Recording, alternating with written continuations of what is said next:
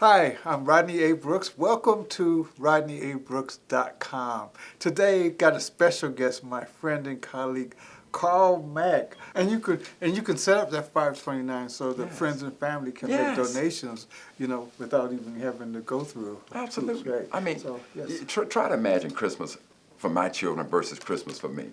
My mama sending each of my boys 100. Mama, they 10, 11 years old, they get $100. Now, my oldest son, his birthday is the day after Christmas. So he's getting, I can remember one time the dude is like, doing this, crazy. So, if and I know it may sound crazy to you, family, but what you got to realize is that over 18 years, if you do this, every little bit helps, and you don't have to be making an exorbitant amount of money. Just squirrel a little bit away. It's like I said, you have to respect the. They say Romeo and Juliet is the best love relationship. No, time and money is a far better relationship than Romeo and Juliet. Okay. Anything to add? Any final thoughts or advice? But actually, before we get to that, let me ask you about the budget because the one thing any financial planner will tell you is before they do a financial plan for anybody, they make them put together a budget. And 99% of the time, people do not realize how much money they're spending. They underestimate by sometimes 50, 80%. So, do you do a budget? I do now. But now there was a time, when when I was married, and my ex-wife is a chemical engineer from FAMU, and so when she came into the relationship, and the other thing I'm gonna say this, y'all can take this how you want to, but it's just the reality of life. There is no romance without finance.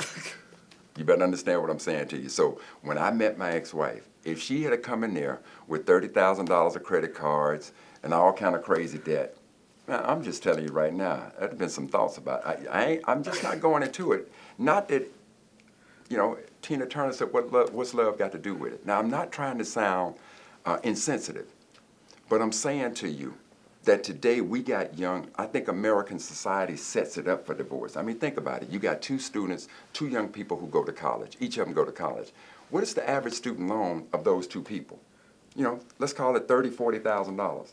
So if your average student loan is $30,000, $40,000, that means combined you $60,000, $80,000. Now you want to have a $20,000 wedding. She's got insane credit cards. You got insane credit cards. She's got the big car note. You got the car note. And then what do they say is the number one reason people get divorced?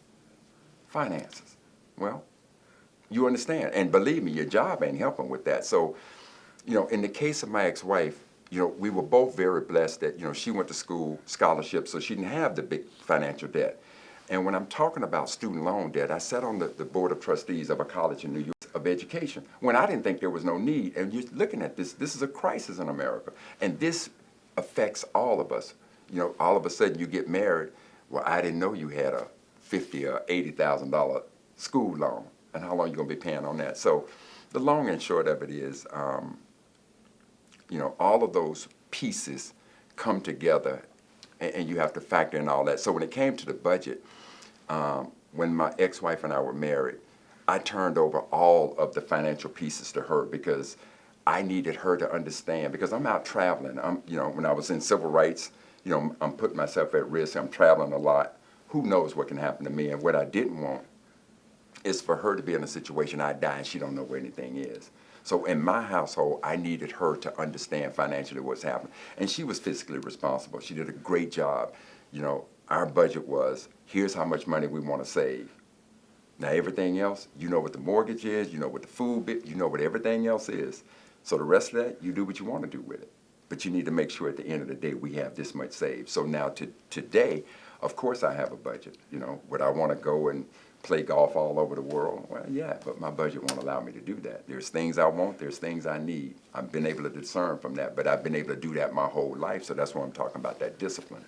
But if you save and you do the right things, trust me, there's an easy way in life. Okay. Okay. Well, my last question though is, what was your biggest surprise or disappointment with retirement? Disappointment, retirement. Surprise. I said surprise or disappointment. Okay.